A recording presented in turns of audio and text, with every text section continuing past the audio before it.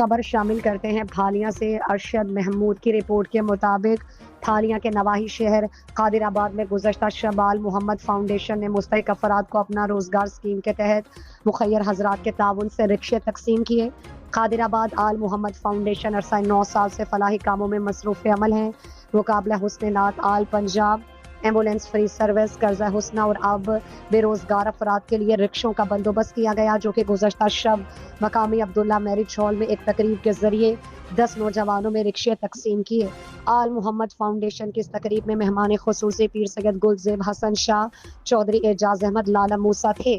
قادر آباد سے سیاسی اور سماجی رہنما سابق صدر مارکیٹ کمیٹی منڈی بہاؤالدین چودھری، عمر حیات بھٹی سابق ناظم قادر آباد، چودھری جمیل احمد گجر سابق chairman Qadirabad, Chaudhry Muhammad Ashraf Arain principal Ghazali model groups of school, Hakim Shahid Mahmood Anjum, media اور معزز شہریوں نے شرکت کر کے تقریب کی رونق کو دوبالا کیا۔